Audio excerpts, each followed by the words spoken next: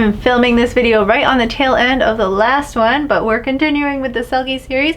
This time I'm going to be taking a pattern off of one of the Ritz gowns. I think that I'm going to go for the organza one since that one does fit me a little bit better, but I might take the cups from the cotton one.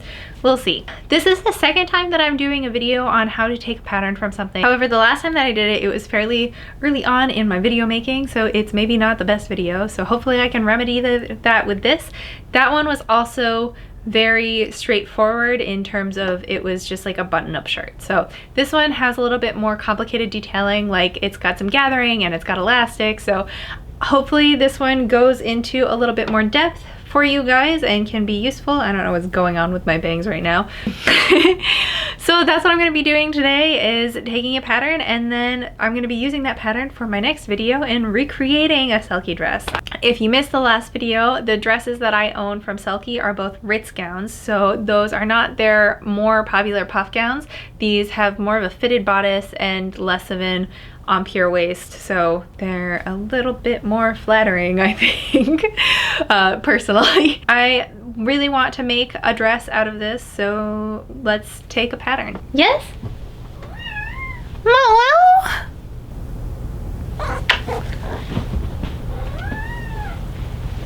What? Why are you so whiny? Okay, for materials, you will need the thing that you are attempting to take a pattern of. Pins, scissors, paper, pencil, and a pokey wheel. Having an eraser and a pencil sharpener are probably also useful. I'm going to take a pattern off of the bodice first because it is smaller, and I'm not actually going to take a pattern, like a paper pattern, from the skirt. I'm just going to do measurements and write those onto my pattern for the bodice. So let's start.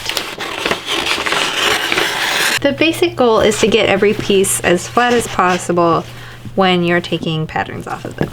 I'm going to start with the back.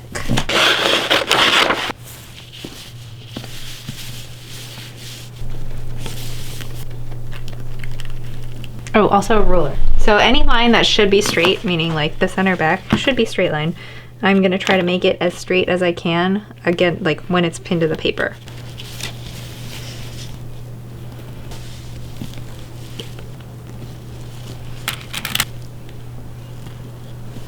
Okay, so now that I've got this all flattened out, it's like very nice and flat and like it's taut but it's not stretched. I'm going to take my pokey wheel and I'm just going to poke along each of the seam lines. And rather than doing like a straight line like this where I just roll all the way across, that tends to result in like pretty wobbly lines, and it also makes it so that your paper perforates. So instead I'm just going to poke, poke, poke, poke, and that's how you mark a seam. When you've got something like this where it's just the outer edge, you just take your pencil and go along that edge.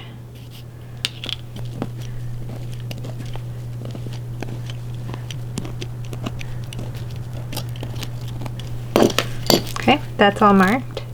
And it looks like the grain just goes parallel to this center back here, so when I take this all off, I'll mark that grain there.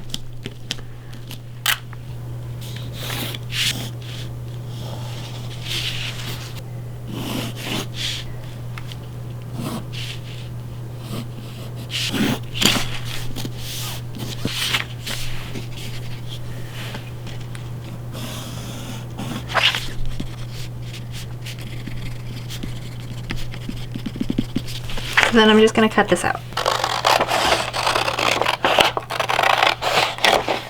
I'm going to leave these lines here for now because then I can make sure they match up when I do the next adjoining piece. I need this paper, honey.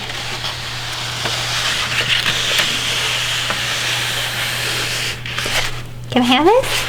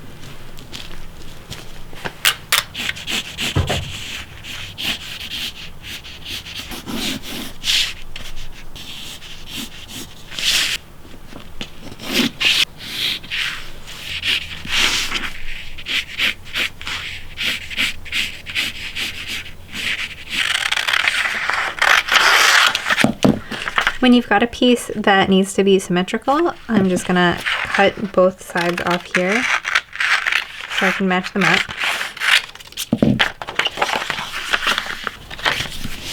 It is very not symmetrical, so I lay it on here and just kind of see which one ends up looking the most correct.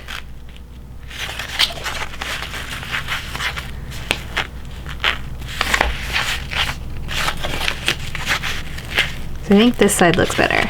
Just also going to measure some stuff to make sure that all of these widths are still the right size.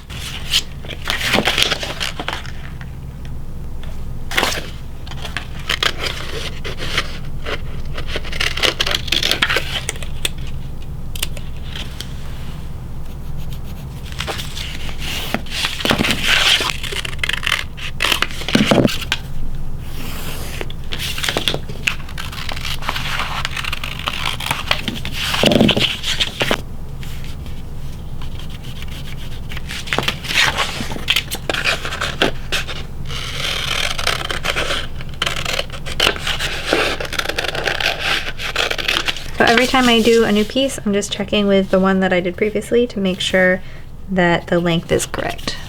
The green on the center front piece is literally just going to be where that center front fold was. So I'll just mark that and then label this pattern piece.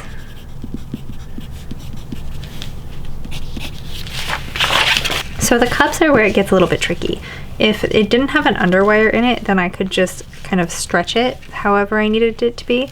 But because there is an underwire, it's not going to stretch correctly. So what I'm going to do is I'm going to trace off like this half first, and then once I've gotten that half done, I'll release over here, keep these pins in place, and then just kind of roll it over to that side. Hopefully that makes sense.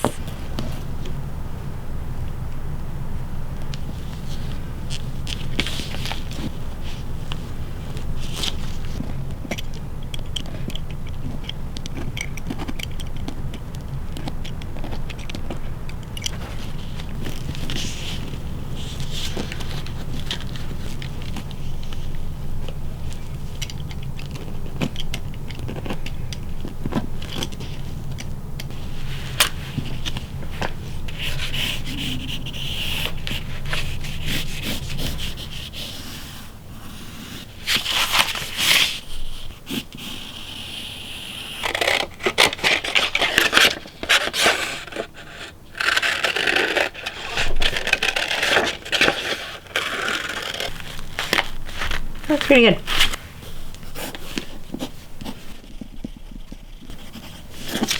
To make sure that the cup is hitting the right place, I have marked where this bodice seam, or where this bust seam cuts through this piece. So there's a notch there. And then same goes for this side. I'm just marking where that seam hits on this piece. And then to test that, I'm just gonna walk this seam here. So I'll start it here, and that hits it about where that mark is. So we've only got one more bodice piece, and that is the upper cup.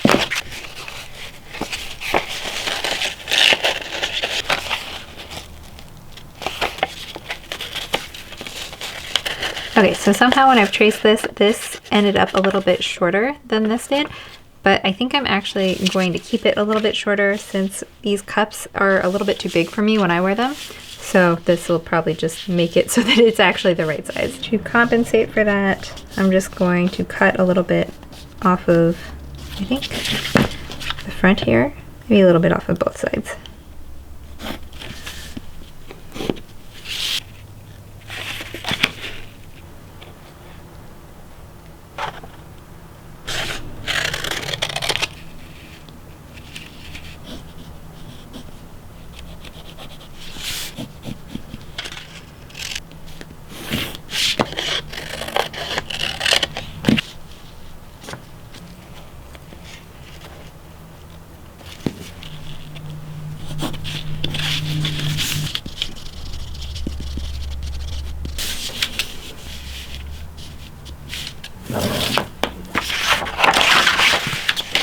Okay, now that we've got the bodice pattern done, I'm gonna start on the sleeves.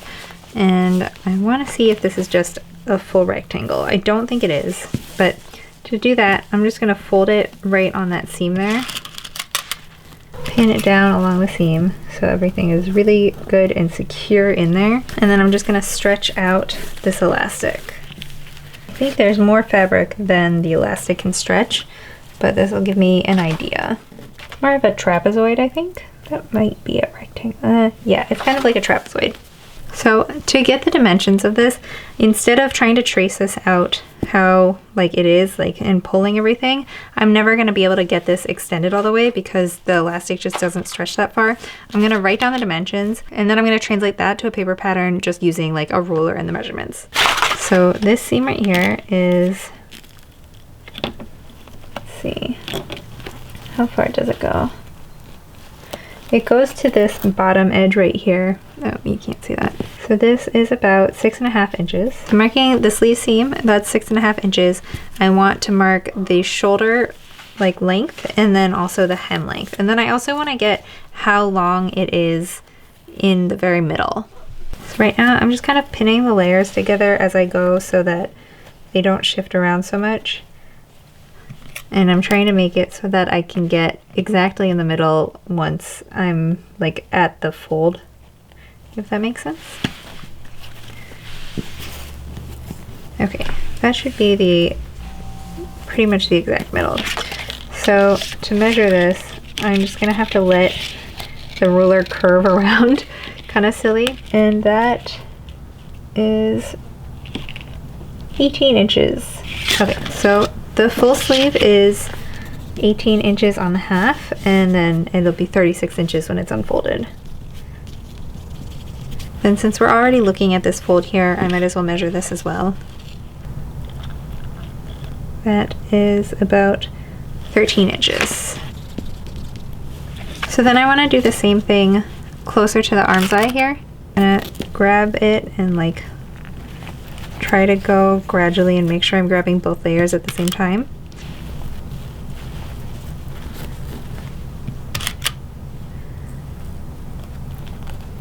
So that's about 16 plus there was maybe a little bit that I missed, so I'm gonna say 16.5. The other way that I can do this is also by measuring the ruffle itself. So let's try that for this one.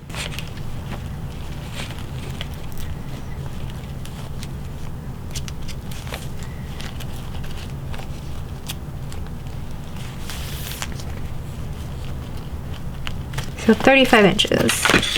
And the reason I can do that is because this ruffle is not gathered any more than the sleeve is. When I stretch this out, they're just stitched together like this. So it's flat. There's no extra gathering in the ruffle. With those measurements, it looks like probably the actual width is just, it is just a rectangle. So the whole thing is 36 inches because for the shoulder seam, I got 17, so that's 34.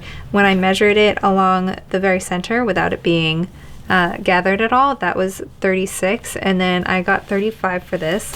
I think that probably it's just easier to do a rectangle, so I'm just gonna make it 36 as a full rectangle there. The last thing I need to measure is this part here. Make sure that I know how much of the sleeve gets the ruffle and how much does not. 5 inches. that's on each side of this side seam. And then that'll also tell me how long this ruffle piece needs to be. Okay. Are you ready?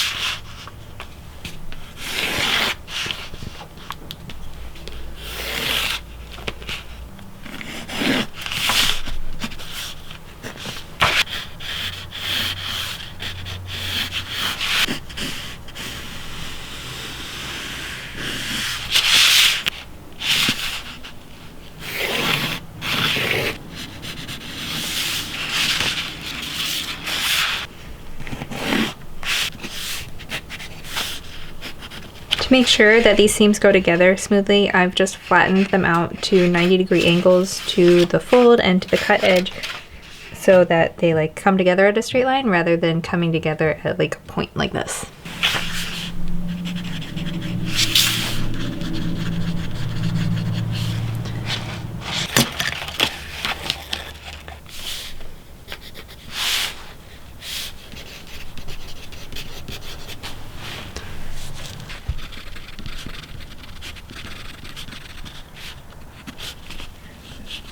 And I'm also going to mark how long I want to cut the strips of ruffle to be. So that's a little bit over 36 once it's doubled, so I'm going to say 37 for each of them.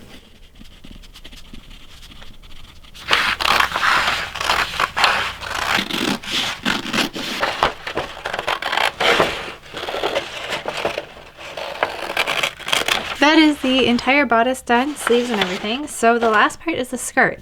Because the skirt is so large and I'm just gonna like cut circles out of it in a like large like rectangular ruffle, I'm not gonna actually make pattern pieces for it. I'm just gonna write the dimensions of each circle and each ruffle, all of that, onto the shoulder pattern piece directly. That way it doesn't get lost, it's always a part of the pattern and it's just right there. So to figure out what these are, I know that they're all circles. When you stand there and you hold the skirt out to the side, it makes a half circle. They are gathered, so I don't know exactly what the waist measurement is because I can't just take the waist measurement, it is gathered. But let's handle the length first and then we'll figure out what the circumference at the waist is. So this outer circle is 25.5 inches long. The ruffle is about 19.5 inches long. It's also got a 1/4 inch rolled hem on both sides of the ruffle. So that's gonna mean about a 1/2 inch on either side. So total, this is probably about 20.5 inches wide. This is also cut on the cross grain. So you can see that the direction of the print is going like it's going along the length of the ruffle rather than the width. So it's cut on the cross grain instead. For the total length of the ruffle, I'm just gonna have to sit here and measure it. So I'm gonna grab a safety pin so I can mark where my starting place is. That way I don't pass it when I come back around. Start at this seam here, and I'm just literally just gonna run the tape measure around it.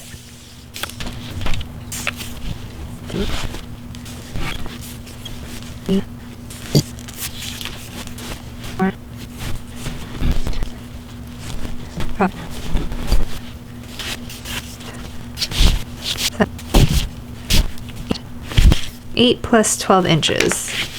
So 60 times 8 is 480 plus 12. So that's 492 inches. 20.5 times 492 inches. So that is 12 yards of ruffle. About a little more than that. So that's a lot. I'm just gonna be cutting this into strips, seaming it together, and that'll make the big ruffle. Let's do the lining first because that'll be easy. That's 26 inches long. And then the final inner layer is 40.5 inches. So we've got the lengths for everything. So now we need to figure out what the actual like circumference of the waist is. And I think I'll just do that by, it's probably gathered 1.5. It doesn't look like it's gathered enough to be a 2-inch gather. So I'm just gonna kind of guess and say that it's 1.5. The way that you could accurately do it though is to measure just under there and just go all the way around and like pull these ruffles apart and measure along like that. So how wide is this waist measurement? This is at 28. 28 times 1.5 is 30 something. No, 38, 42. They're assuming a 42-inch waist. Then it gets gathered down, obviously. I'm gonna find a circle calculator online and just have that do the math because it is much easier. My camera cut out while I was explaining all this, so I'm gonna go through it again, but I've already got it drawn out. So we'll just walk through this. So I'm gonna assume for a 42-inch waist that's gathered by 1.5 inches, so it's really for a 28-inch waist. So to figure out how wide of a circle we actually need to cut for all of these layers, we need to figure out what the diameter is for this inner waist circumference. So I'm gonna go to my circle calculator, and I just find one on Google where I can give them the circumference and it spits out all of the other things that come with a circle. So for a 42-inch circumference, that makes a 6.68 radius. So that's the mark from the center, like the very center point, out to where the waist hole ends. Because circles travel quite a bit through bias, I usually underestimate how much I need. So rather than using the 6.68 that this spit out, I'm going to use 6.5. And that'll just accommodate for any stretching that happens while I'm sewing it. So now that we've got our waist radius, we need to add that to the rest of the radiuses, because the length is the radius. So you've got your big circle here, and that is the hem of your big circle skirt, right? This inner circle is your waist. So this is where your waist sits. We know this radius already because that's just the length of the skirt. And then we've got to add the waist radius to this outer length so that we can cut this entire circle out. So if we add the 6.5 to the outer circle skirt, remember that's the shorter one that's like 25.5 inches long, that'll get us to 32 inches. If we add that to the inner organza circle, that gets us to 48 inches. And if we add that to the lining, that's 32.5 inches. So when we're cutting all of these circles, we'll cut a circle that's 32 inches wide, a circle that's 48 inches wide, and then a circle that's 32.5 inches wide. Then to give us space for the waist, we're going to cut a smaller circle out of those big circles with a 6.5 inch radius. We're actually going to be cutting these in half because once you take this, say this is the 48-inch circle, once you have the radius going both ways, it's 48 inches times 2, and that's 96 inches. And no one makes fabric that's 96 inches except for like muslin. So we will need to cut this circle on the half so that we can lay this across, like lay this on the grain, and then where it's cut in half will be our cross grain. Hopefully that makes sense. That's it. That's the whole pattern. I hope that this circle part made sense. It's probably the hardest to explain for me, but it's very simple. If you just go look up how to make a circle skirt, that's essentially all this is. That is all we've got. That's the entire pattern. So the last thing that I wanted to do, I wanted to compare this to the Lickedy Split Ritz and see how the pattern is different, if it actually is a different pattern, if it just seems to have stretched because of the nature of that fabric, and like what's going on here, because they do fit differently. So I've got my other bodice here, and I'm just gonna lay these pieces on top and see how they fit. So my center front piece here is very much too small. So you can see where this is where it should meet up, but the seam is like a 1/4 inch past on either side. And then it's also too short up here. So I'm wondering if maybe this fabric is stretching this way and then shrinking this way because it's stretching this way. The next one is the side piece here, and that one still fits pretty well. That's pretty much exactly on there. The last piece is the center back, and then I'm gonna look at the cup. Even though the cup is definitely just a different pattern entirely, I just wanted to take a look. This center back piece also fits perfectly. It's maybe a little bit taller, but that is probably just down to a sewing difference. Like you get different people sewing things and they end up with a little bit different things because that's just the nature of handmade items. So looking at the cup is obviously different. It's a vertical seam rather than a horizontal seam.